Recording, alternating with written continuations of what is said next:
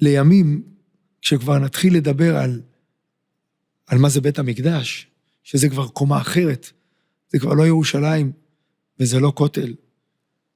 כשפה אני מדגיש, אנחנו לא עושים דבר פיזי בנושא בית מקדש, לא עולים להר הבית, ולא בונים בית מקדש, אנחנו מדברים על הכיסופים, על הערגה, על תובנת הקומה של מה זה בית מקדש.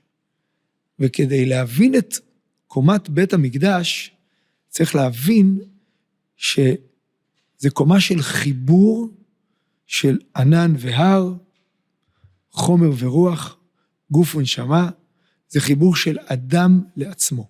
כשאדם הגיע לבית המקדש, הוא הגיע כדי לחשוף את עומק אישיותו.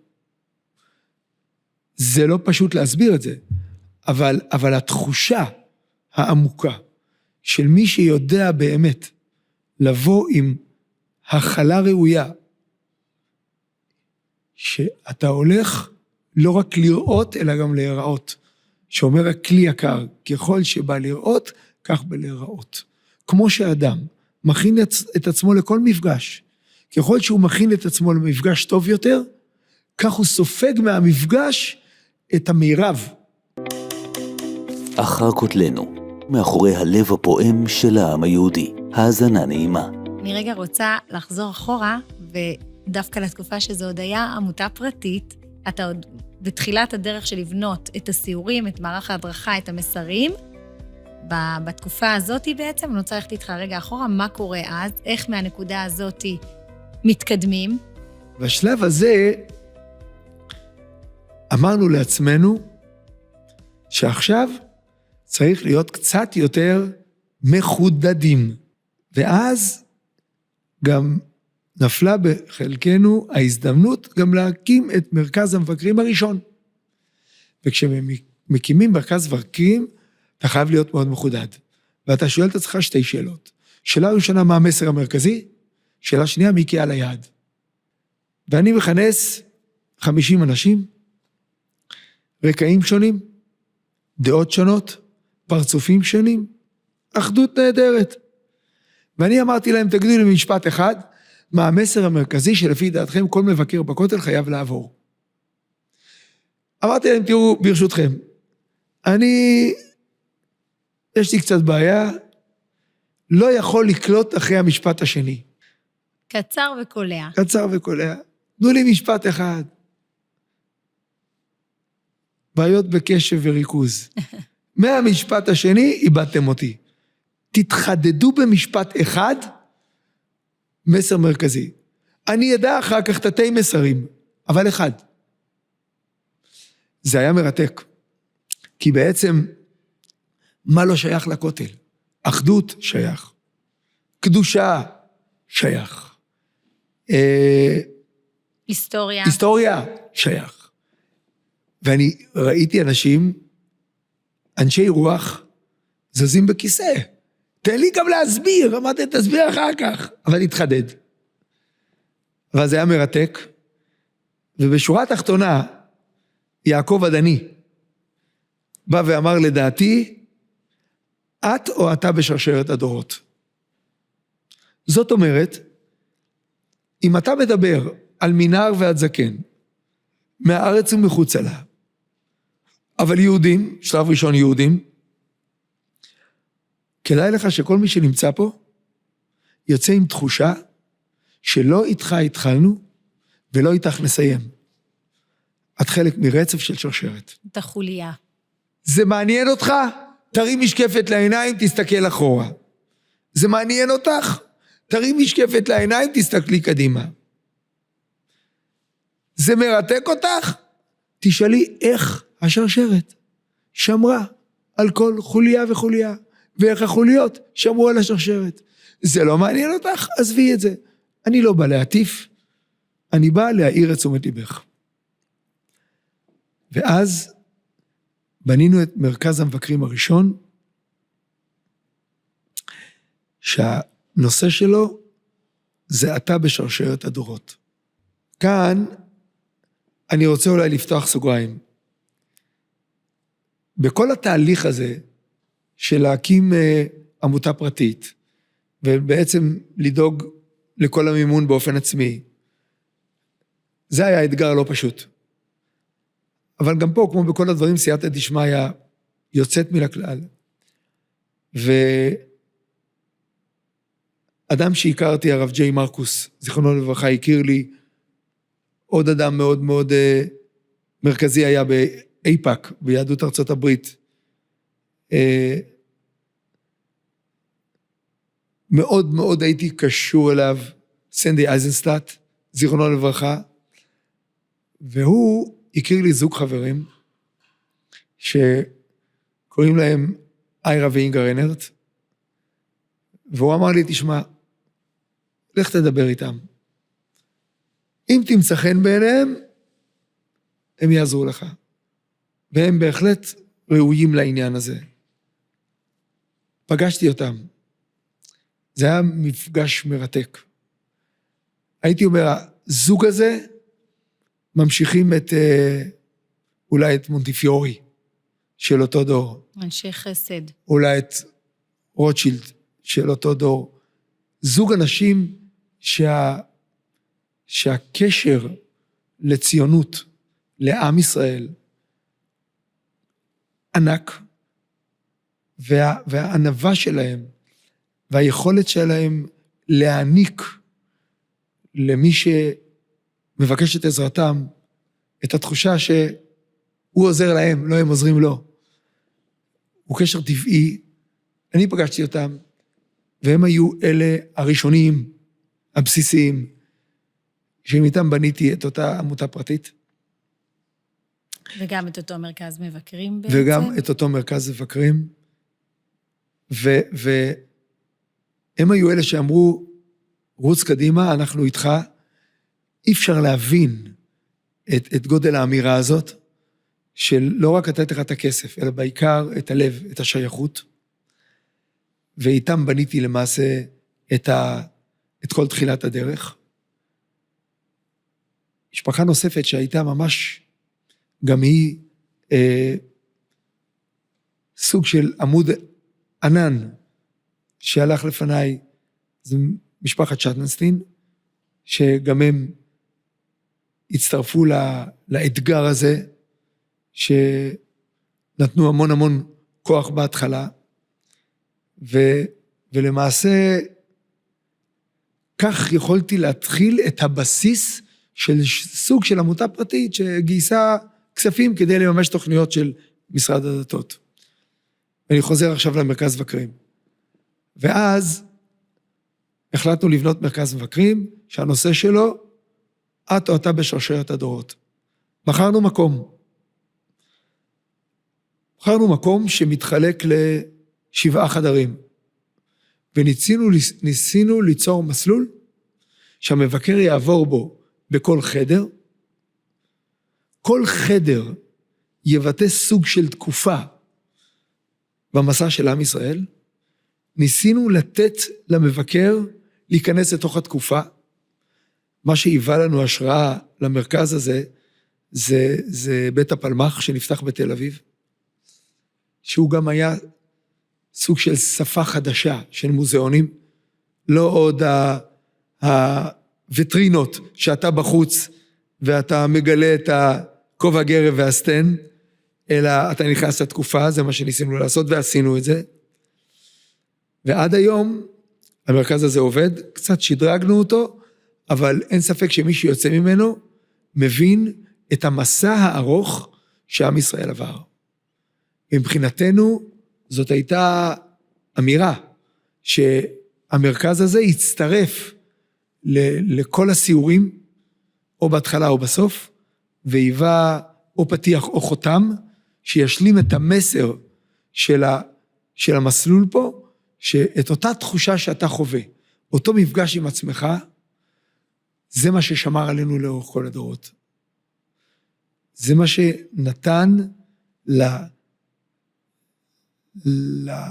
לנחישות של כל דור ודור עומדים עלינו לכלותנו, והקדוש ברוך הוא מצילנו מידם, לנחישות לשמור חזק, לא להישבר, ולהמשיך את השרשרת עד שהגענו עד עכשיו. אותה תחושת שייכות עמוקה, שהיא חזקה יותר מכל תובנה שכלית אחרת. וזה גם משלים בעצם את החוויה שהמבקר עובר כאן, הוא ממש בדיוק נכנס כך. פנימה לתוך החוויה. בדיוק כך. זאת אומרת, אותה חוויה שהמבקר עובר באמצעות סיור ומדריך, הפעם הוא כבר מתחבר דרך המראות, דרך כל המפגש עם המוזיקה, זה יצר איזושהי שלמות חושית כזאת, שבאמת העצימה מאוד את הסיור. אנחנו בעצם בתקופה הזאת ממשיכים, ולאט לאט מבינים שיש פה משהו שהוא קוראים לו אור וגידים. אנחנו מציעים אז למשרד הדתות לתת תוכנית של חזון ופיתוח, להגיש אותה כהחלטת ממשלה, שמאגמת תקציבים של משרדים שונים, שבא ואומר תיירות, לארח תיירים, ביטחון, לארח חיילים, חינוך, תלמידים וכן הלאה. ולאט לאט, מי שהיה אז שר התיירות, שהוביל את החלטת הממשלה הראשונה, זה היה נשיא קצב, הוא גם מאוד מאוד התחבר לצורך, הוביל החלטת ממשלה ראשונה, שמאז העברנו אולי 6 או 7 החלטות ממשלה, ואז הרגשנו שממשלה כולה מבינה שיש לה כאן נכס לאומי שצריך להישאר בידיים לאומיות. ולא פרטיות. ולא פרטיות. וכאן נוצרה סיטואציה מאוד מיוחדת, שאני נשאבתי אליה, שיום אחד מצלצל אליי מי שהיה אדריכל של הקרן, גר בעיר העתיקה, ישעיהו אילן, זיכרונו לברכה, הוא היה מרצה בטכניון, הוא היה מנוי על עיתון הארץ. אמר לי, סולי, אני רואה שמישהו פרסם שיש איזה שטח שנקרא ברחוב התמיד, שעומדים לתת אותו, למכור אותו לעמותה פרטית. אני כתושב הרובע לא מכיר את הרחוב הזה בדיוק, הולך לחפש, נובר, מבין שהולכים פה לתת שטח ששייך לכותל המערבי. שנמצא ממש נמצא ברחבת הכותל, כן. איפה שהיה אז המשרד של משרד הדתות, בזמנו. אני הולך לגשש באותו תאגיד ממלכתי שיצר את המכרז הזה, לא מקבל תשובות, מבין שיש פה משהו מוזר, ואני אומר להם, תראו, אם אתם לא עוצרים את זה, אז אני הולך להגיש צו מניעה, ואני עוצר את זה. לא יעלה על הדעת שחלק מרחבת הכותל יעבור לעמותה פרטית, ותהה העמותה אשר תהה. אם היא לא נשלטת על ידי משרדים ממשלתיים, זה לא יעבוד. דרך אגב, גם אותה עמותה פרטית שאז הקמנו, החברים בה היו אנשי משרד ממשלתי. זאת אומרת, בצורה כזו או אחרת, היא לאורך כל הדרך נשלטה על ידי מדינת ישראל, וזה היה חוק נר לרגלי. בשום פנים ואופן אסור ששום דבר יעשה פה בעיניים פרטיות, ותהיה העיניים אשר תהיה. והם לא עצרו, ואני הוצאתי להם צו מניעה, עצרתי את התהליך, והלכתי ליועץ המשפטי לממשלה דאז, שהיה אליקים רובינשטיין. ואמרתי לו, תשמע, יש פה תופעה קשה. הוא אמר לי, תראה, מי שיכול לעזור לך, זה המשנה שלי, מני מזוז, לך אליו. הלכתי למני מזוז, בחור צעיר, דופק בדלת, אני לא מכיר אותו, שלום מני, אני מספר לו את הסיפור, הוא אומר, תשאיר לי את החומר, תן לי לבדוק, תחזור אליי בעוד שבוע. אני חוזר אליו בעוד שבוע, הוא אומר לי, אתה צודק, יש פה משהו מוזר, אבל כדי שאני אוכל לעקור את המכרז הזה מהשורש, אתה צריך למצוא עוד מישהו ממשרדי הממשלה, שבעצם מגבה אותי, שהולך איתי. אמרתי לו, טוב, תן לי לחפש. חיפשתי, אף אחד לא הסכים ללכת איתי. עכשיו תביני, הוועדת שרנסקי הזאת, היא בעצם נפגשת עם רבנים ראשיים, עם מי היא לא נפגשת? וכל אחד, ראש עיר, כל אחד זז בכיסא, אף אחד לא אומר לה, יש פה משהו. אף אחד לא מוכן לא לקחת נקי. את התפקיד הזה, כן. עד שפגשתי את אבי מעוז, גם הוא איש ישר דרך, הוא היה מנכ"ל משרד השיכון, השר שלו היה שרנסקי, אמר לי, אבי, אני הולך איתך. חזרתי בריצה למני מזוז, אמרתי, אבי, שרנסקי, הולכים איתי. אומר, אין בעיה, תן לי לעשות את העבודה. מני פרק את המכרז הזה לגורמים, ואמר לי, אחרי שהמכרז הזה אחרינו, תן לי לעשות עבודה, והוא בנה את העמותה הפרטית הזאת, כעמותה ממשלתית ממלכתית לכל דבר, נשלטת על ידי מדינת ישראל, ומכאן ואילך, אנחנו ממלכתיים, עם כל המגבלות, שאנחנו מבוקרים, מעבר למבקר פנימי, ומעבר לוועדת ביקורת, אנחנו מבוקרים גם על ידי רשם העמותות ורשות החברות, ואני אוהב את זה, כמה שיותר בקרות, ככה יותר ניקיונות, ככה יותר ניקיון של נראות חיצונית, וככה אנחנו מתנהלים שיש עד היום. בקרה בעצם. יש בקרה עם שקיפות מלאה, כן. והכל מסודר. אבל בעצם, אז אני אומרת, זאת בעצם גם סייעתא דשמיא, שתיארת בונה ירושלים השם, כמו שאמרת, גם כאן. כל המכרז הזה וכל המהלך הזה הוביל לכך שהפכתם להיות הכל בעצם אלוקי לגמרי, עמותה אלוקי ממשלתית. לגמרי. וכל הזמן אנחנו בהליך של חפירה. אז באמת, אני רוצה לחזור רגע, אתה אומר, בהליך של חפירה ובהליך של עוד ועוד גילוי ולהעמיק את הדבר הזה, איפה אתם כרגע בשלב הזה, מבחינת חשיפה, מבחינת בנייה, מבחינת באמת החלק הזה של החשיפה של הכותל? אנחנו למעשה, לאורך כל הדרך, בראש ובראשונה, ממשיכים את החפירה של הכותל לכל אורכו. שלב מסוים, ערב פורים, קוראים לי ואומרים, בקצה החפירה, הגענו בעצם למבוי סתום. אבל ידענו שיש המשך. איך ידענו שיש המשך? היו לי מפות של צ'ארלס וורן, שהיה פה בין השנים 1867 ו-70. וואה. הוא עשה עבודה מדעית יוצאת מן הכלל, והוא תיעד חלק גדול מהאזור. פיר וורן, עיר דוד זה תיעוד שלו. ותמיד פרופסור דן בת המשיל את הממצאים שלו ל4 עיוורים שפגשו בפיל. אז אחד ממשש את הרגל, אומר, יש לי פה עמוד, השני את הזנב, מברשת, השלישי את החדק, צינור, אף אחד לא רואה בעצם מה קורה פה, עד שבא עיוור אחד ואומר, חברים, אתם רואים פיל. נתן זה מה שקרה לצ'ארלס וורן. צ'ארלס וורן חפר את הפירים פה של צ'ארלס וורן, שגילו בעצם שהנטבחי הכותל הם מאוד עמוקים. הוא גילה שהכותל הוא מאוד ארוך, אבל התמונה הזאת לא הייתה ברורה לו. אנחנו, על בסיס המפות שלו, עד היום מתקדמים. וידעתי שבקצה מנהרת הכותל צריכה להימצא מנהרת מים. ערב פורים מרגישים משב רוח רענן.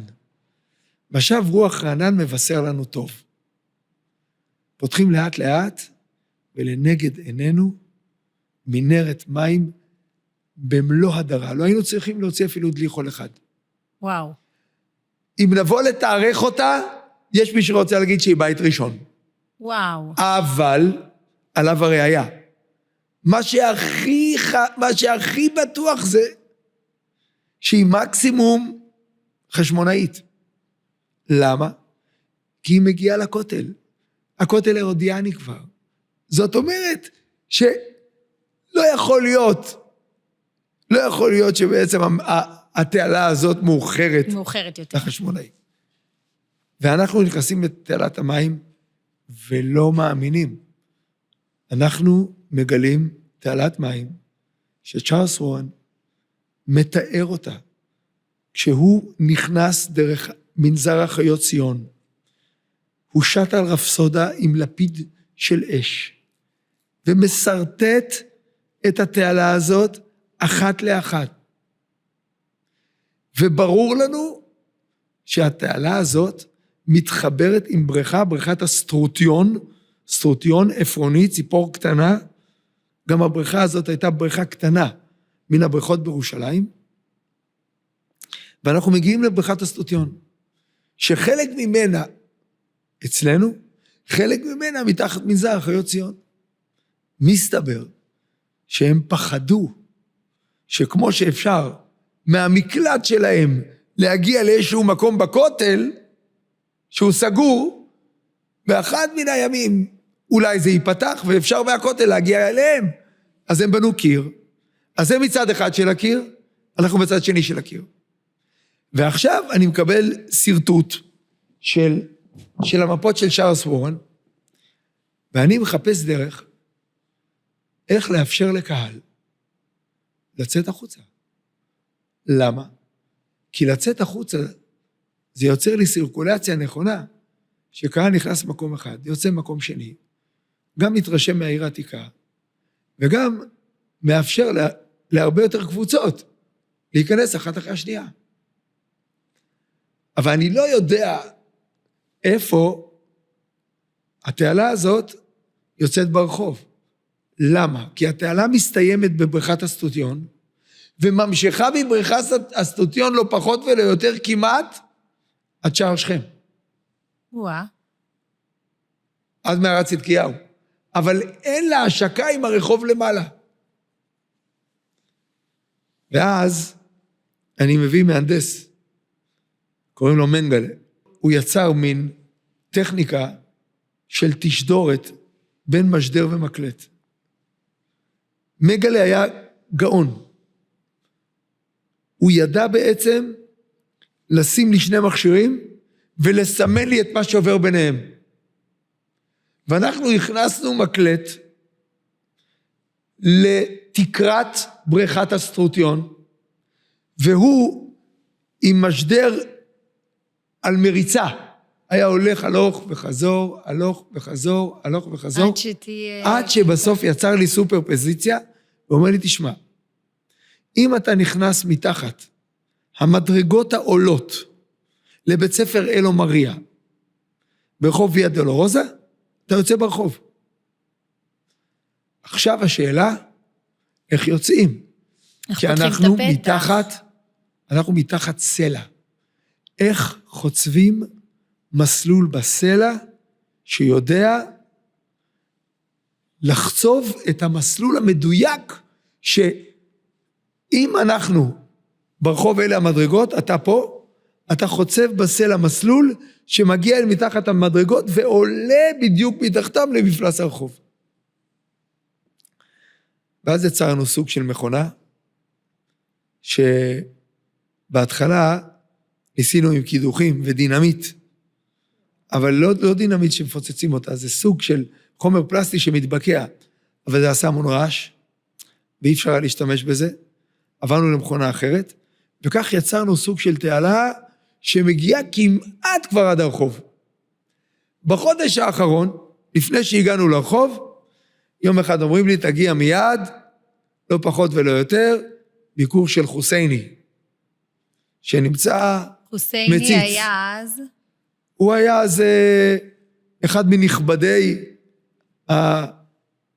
המוסלמים פה בירושלים, והוא הגיע, ואני הערתי את הרב גץ, זצ"ל, שהיה הרב הכותל. שהיה הרב של הכותל, וזכיתי 10 שנים ליצוק מים על ידיו, היה גם אדם משכמו ומעלה, איש של חזון, תמיד היה אומר לי, אתה רוצה תוכניות? הוא אומר, אני מגד בתותחנים, אצלנו קודם יורים, ואחר כך מכוונים, תירה ותכוון, ואל תפחד, ואני אחריך, וככה ככה התקדמנו.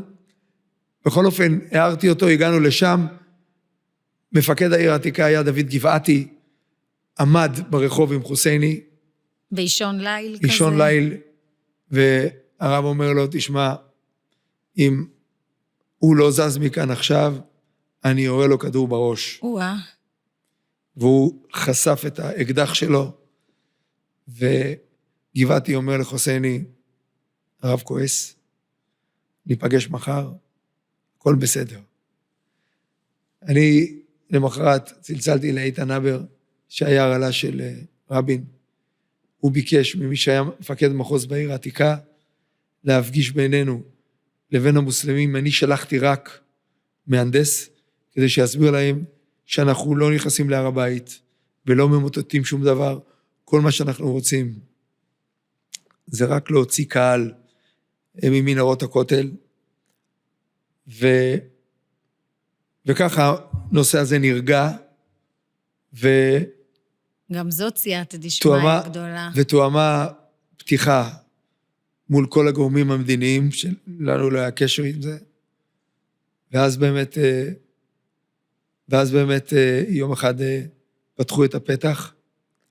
אני רק רוצה להדגיש, הצורך לפתרון היה הכרחי, לא רק להוציא קהל, היה הכרחי כדי ליצור עברור, כדי ליצור פתח מילוט, שגם היום עוד עובדים על זה הרבה יותר, אבל זה בהחלט סוגיה מאוד כאובה, אבל מאז באמת קהל התחיל לצאת ברוב המוסלמי, מאז באמת כל כוחות הביטחון שלנו מלווים את כל הקבוצות שיוצאות, אם מלווים אנשי ביטחון, בכלל כל האזור הזה קיבל משמעות ביטחונית הרבה יותר יציבה ומוצקה, וכך את הפרק הזה של השלמת חשיפת הכותל לכל אורכו סיימנו. מאז עברנו לאט לאט לחשיפת החללים שנמצאים כאן מסביב.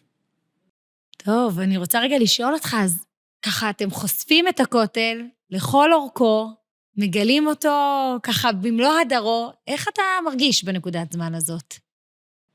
תראי, אני אגיד לך, כדי לבטא את זה, תחשבי קודם שאני הולך לכל אורכו של הכותל, נוגע באבנים וממשיך.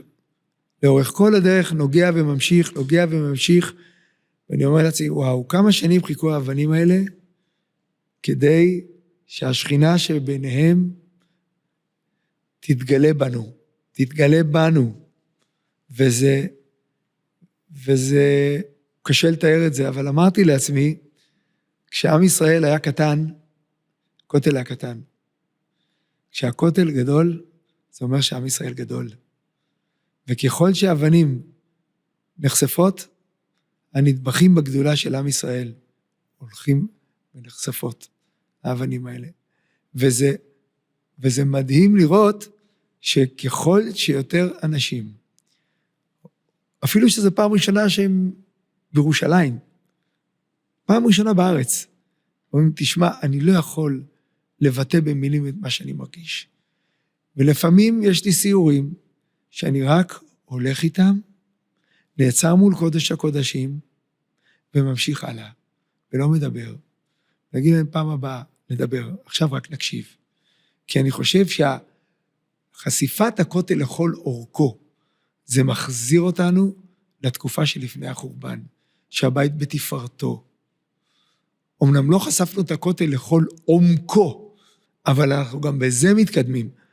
אבל כשחשפנו את הכותל לכל אורכו, זה פרק של עם ישראל, הולך ונחשף לכל אורכו. האזנתם לאחר כותלנו, הפודקאסט של הקרן למורשת הכותל המערבי. מוזמנים לעקוב אחרינו בכל אפליקציות הפודקאסטים, לשתף ולהגיב לנו. נתראה בפרק הבא.